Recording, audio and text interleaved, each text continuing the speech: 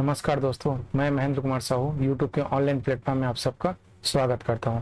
आज हम देखेंगे साप्ताहिक वीकली करंट अफेयर जो अंतर्राष्ट्रीय राष्ट्रीय सभी प्रतियोगिता परीक्षा हेतु उपयोगी होगा। जैसे हम बात करेंगे RRB railway, SSC GD, banking, CG police आरक्षक, सीजी व्यापम, पीएससी, ये सब एग्जाम के लिए उपयोगी होगा और यह एमसीक्यू डिस्क्रिप्टिव दोनों पैटर्न में होगा दोस्तों।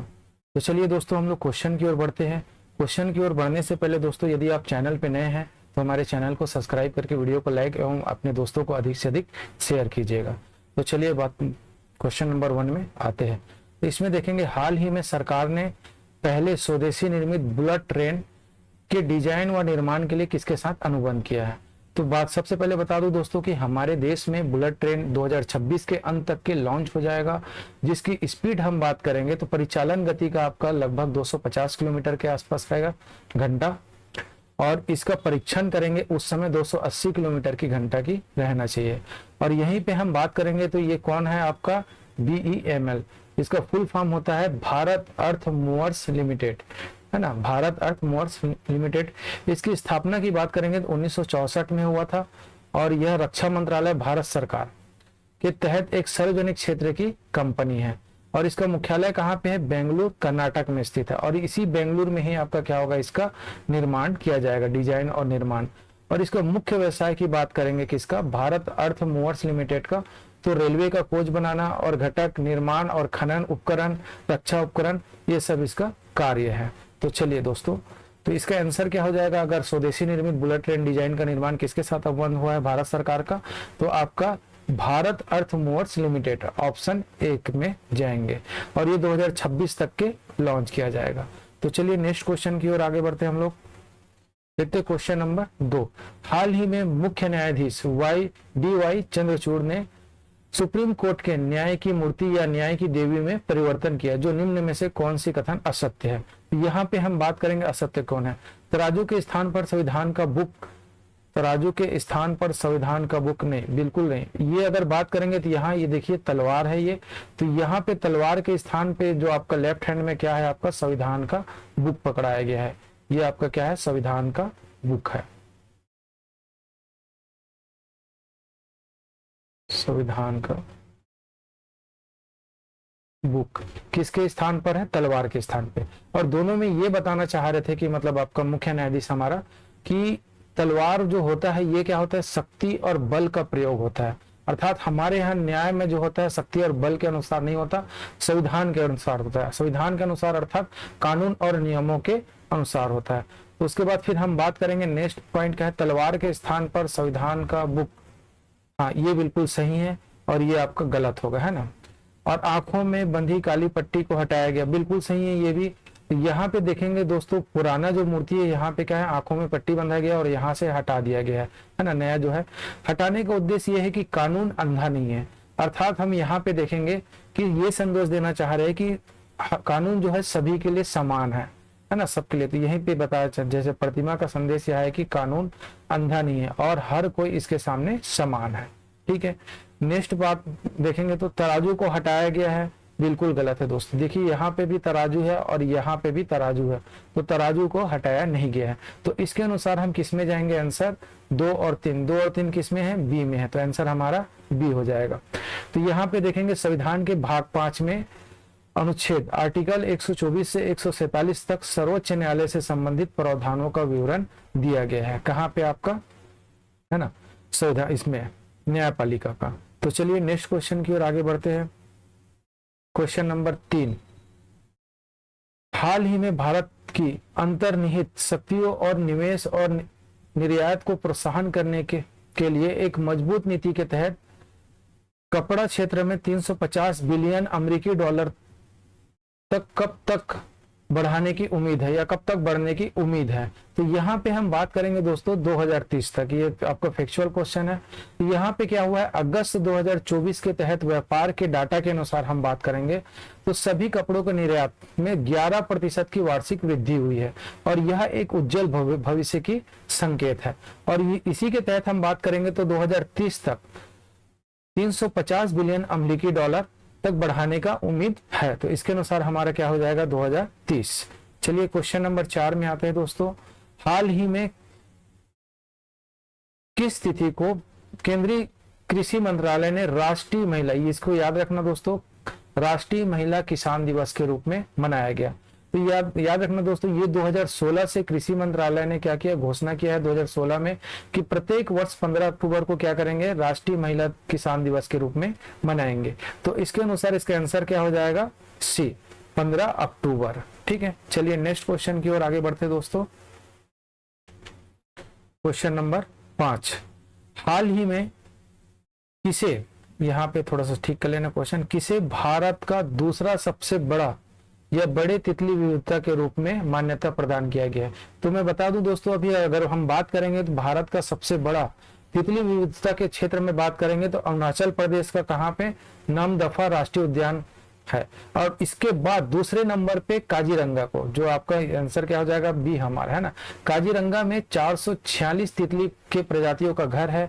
यह एक नई पहचान है, इसी कारण इसको क्या किया गया है, तितली विविधता केंद्र के रूप में, मतलब दूसरा, भारत का दूसरा तितली विविधता केंद्र के रूप में इसको मान्यता प्रदान किया गया है। इससे साथ साथ मैं बता दूं दोस्तों, काजीरंगा राष्ट्रीय काजी, है ना, आपका काजीरंगा राष्ट्रीय उद्यान में बात करेंगे तो एक सींग वाले गेंडा के लिए प्रसिद्ध है।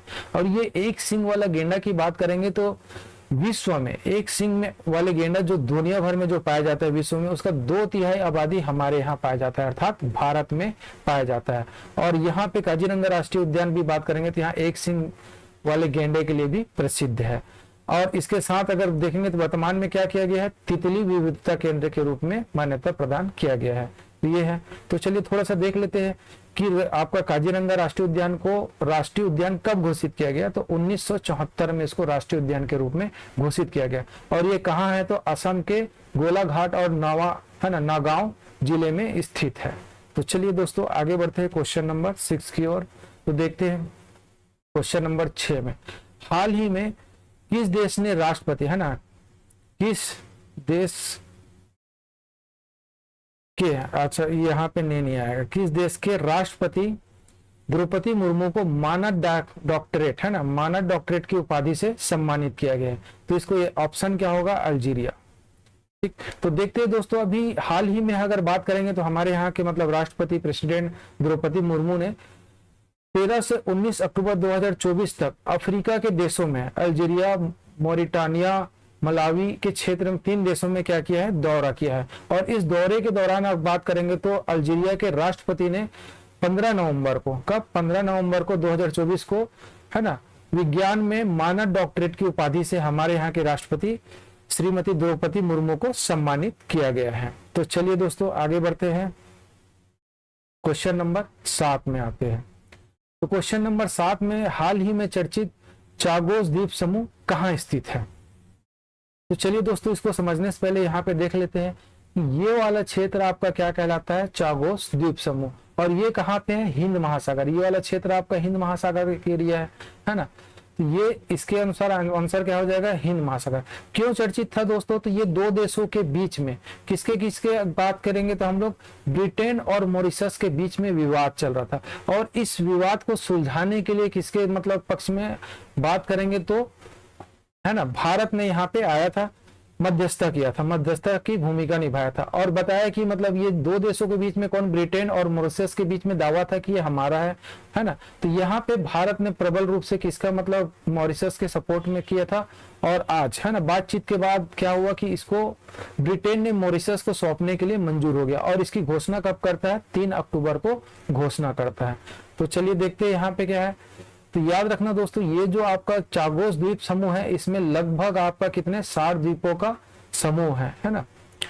चलिए, और भारत चागोस द्वीप मॉरिशस के दावे में दृढ़ समर्थक थे, बिल्कुल यही है। और आखिरकार इसके प्रयासों से क्या हुआ है, भारत ने मतलब इसको दिलाने में क्या होगा, मंजूरी दिया है। ठीक है, चलिए, तो ये हुआ क्लियर दोस्तों। और ये जो द्वीप समूह है, ये छोटा से रूप में देखेंगे तो ये बड़ा, थोड़ा सा जूम रूप में देखेंगे तो ये आपका छोटा छोटा ऐसा करके फैला हुआ है ये द्वीप समूह।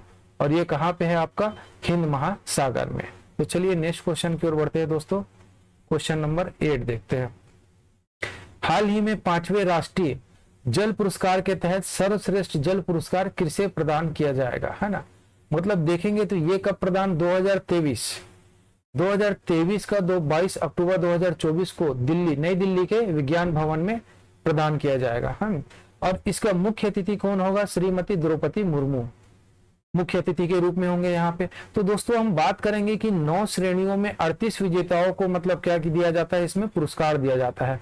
और 9 श्रेणी 38 विजेताओं को जो ये जल उपयोग, स्थिरता, सर्वोत्तम प्रथाओं को प्रोत्साहित करने और जागरूकता बढ़ाने के लिए पुरस्कार दिया जाता है। और इसमें 9 श्रेणियों में से हम मुख्य रूप से देखेंगे तो सर्वश्रेष्ठ राज्य के श्रेणी में देखेंगे तो उड़ीसा है पहले नंबर पे, दूसरे नंबर पे कौन है आपका? उत्तर प्रदेश है, और तीसरे नंबर पे आपका संयुक्त रूप से गुजरात और पुदुचेरी है ना, इसको में प्राप्त हुआ है। और यहीं पे हम बात करेंगे सर्वश्रेष्ठ ग्राम पंचायत, तो यहाँ पे केरल के पुलामपारा और तिरुवनंतपुरम, और दूसरे स्थान पे है कौन सा आपका? मसूल पानी और कांकेर छत्तीसगढ़ के। तो ये चीजों को आपको ध्यान रखना है दोस्तों, है ना। इसको डिटेल में हम छत्तीसगढ़ का जब समय की करंट अफेयर पढ़ेंगे तो उसमें डिटेल देखेंगे दोस्तों। इसके साथ साथ हमारे यहाँ भी मतलब और किसको किसको राज्य सरकार द्वारा घोषित किया गया है। और इस प्रकार का अगर आपको पीडीएफ चाहिए दोस्तों तो मैं टेलीग्राम का लिंक हमारे डिस्क्रिप्शन में दे दिया हूँ, वहां से आप जाकर जुड़ जाइए ताकि ये इस तरीके का आपको लगातार वीडियो और पीडीएफ प्राप्त होते रहेगा। तो चलिए आगे बढ़ते हैं, क्वेश्चन नंबर 9 में चलते हैं। नोबेल पुरस्कार 2024 साहित्य के क्षेत्र में किसे प्रदान किया गया है?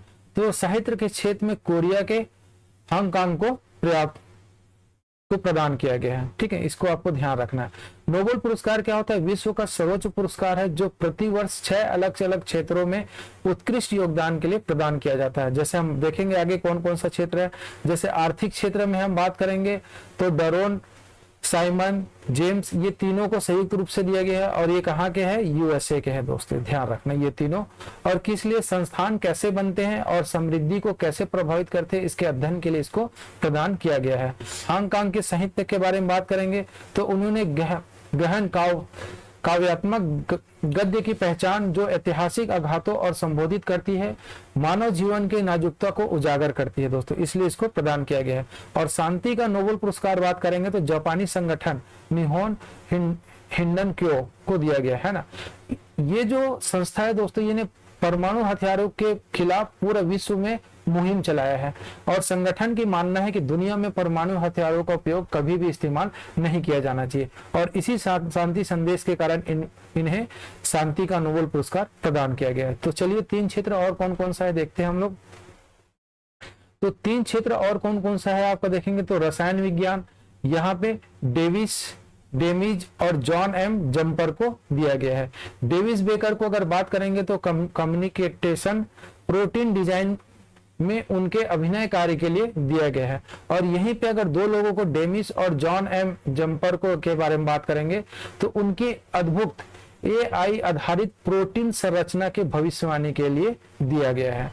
और यहीं पे हम बात करेंगे भौतिकी विज्ञान के लिए, तो भौतिकी विज्ञान के लिए जॉन होपफील्ड और जेफी हिंडन को प्रदान किया गया है। और इनको किस लिए प्रदान किया गया? तो मूलभूत खोज और आविष्कार के लिए जो कृत्रिम तंत्रिका नेटवर्क के साथ मशीन लर्निंग है ना को सक्षम बनाते हैं, इसलिए इसको प्रदान किया गया है इनको। अब देखेंगे हम लोग मेडिसिन, चिकित्सा या फिर फिजियोथेरेपी, एक ही नाम है दोस्तों यहाँ पे। तो विक्टर एम्ब्रोस और गैरी रुआकुन को दिया गया है। इन्होंने माइक्रो RNA है ना की खोज की है और पोस्ट ट्रांसक्रिप्शन जीन विनियमन में इसकी भूमिका के लिए इनको क्या दिया गया है? चिकित्सा के क्षेत्र के लिए नोबेल पुरस्कार दिया गया है। हम नोबेल पुरस्कार के बारे में बात करेंगे तो अल्फ्रेड नोबेल ने 1867 में डायनामाइट की खोज किया गया था, जिसकी उसकी पूरी जिंदगी में कुल आविष्कार है ना, बात करेंगे नोबेल है ना। कौन? अल्फ्रेड नोबेल ने 355 आविष्कार किए थे, जिसमें से सर्वप्रमुख डायनामाइट है, जिसने उसने बहुत ज्यादा नाम कमाया था इस क्षेत्र में। और इसी है ना यह पुरस्कार शांति, साहित्य, रसायन, इसके बारे में बता चुका हूं कि 6 क्षेत्रों में मतलब बोलना चाहिए पुरस्कार दिया जाता है। तो चलिए आगे देखते हैं दोस्तों हम लोग यहाँ पे फिर चलिए। और यहाँ पे सबसे ज्यादा नाम कमाया था कहाँ पे? तो डायनामाइट। इसका विस्तृत पीडीएफ के लिए दोस्तों हमारे टेलीग्राम से जुड़ जाइएगा, वहां पे पीडीएफ में मैं दे चुका हूँ है ना। यहाँ पे हम लोग केवल क्वेश्चन के अनुसार थोड़ा सा चर्चा कर रहे हैं। चलिए नेक्स्ट क्वेश्चन की ओर आगे बढ़ते हैं। अब देखेंगे क्वेश्चन नंबर 10वां। भारतीय ओलंपिक संघ ने 18वें ग्रीष्मकालीन राष्ट्रीय खेलों के लिए मेजबान राज्य किसे चुना है? तो यहाँ पे हम बात करेंगे दोस्तों, तो मेजबान राज्य आपका उत्तराखंड को चुना गया है 28वां। और ये कब से कब तक आयोजित होगा, तो 28 जनवरी से लेकर 14 फरवरी 2025 तक के आयोजित किया जाएगा। और ये 38वीं है ना, 38वीं ग्रीष्मकालीन राष्ट्रीय खेलों के लिए किसको मेजबान चुना गया है, उत्तराखंड को। किसने, भारतीय ओलंपिक संघ ने। और भारतीय ओलंपिक संघ ने अगर बात करेंगे है ना, ये 38वां 37वें का बात करेंगे तो गोवा में आयोजित किया गया था 37वां। तो चलिए नेक्स्ट देखते हैं हम लोग दोस्तों क्वेश्चन। हाल ही में केंद्र शासित प्रदेश जम्मू कश्मीर के सीएम के पद के रूप में किसने शपथ ली, तो यहाँ पे हम बात करेंगे दोस्तों, तो कौन है, उमर अब्दुल्ला जी। ठीक है, ध्यान रखना इसको। ये कौन है, तो नेशनल कॉन्फ्रेंस के उपाध्यक्ष, पार्टी के उपाध्यक्ष थे, जो जम्मू कश्मीर के मुख्यमंत्री के पद, गोपनीयता और पद की शपथ लिया था। और इनको शपथ किसने दिलाया था, उपराज्यपाल मनोज सिन्हा जी ने। ठीक, चलिए नेक्स्ट देखेंगे यहाँ पे। अगर तो डिप्टी सीएम कौन है, सुरेंद्र चौधरी। ये भी आपका नेशनल कॉन्फ्रेंस पार्टी से ही संबंधित है। चलिए, और यहाँ पे अगर बात करेंगे जम्मू कश्मीर में तो 90 सीट है। और साथ ही साथ दोस्तों आपको ध्यान रखना है, हरियाणा में भी मतलब हाल ही में चुनाव हुआ है 90 सीटों के लिए। और हरियाणा के मुख्यमंत्री के रूप में कौन है, श्री नायब सैनी जी हैं। तो दोस्तों आज यहीं तक। यदि आप चैनल पे नए हैं दोस्तों, तो चैनल को सब्सक्राइब कर लीजिएगा, ताकि निरंतर आपको इस तरीके का आपको वीडियो प्राप्त होते रहेगा। साथ साथ दोस्तों डिस्क्रिप्शन में मैं लिंक दे दिया हूं हमारे टेलीग्राम चैनल का, वहां पे आप ज्वाइन हो जाइए, ताकि आपको रेगुलर PDF प्राप्त होते रहे। धन्यवाद।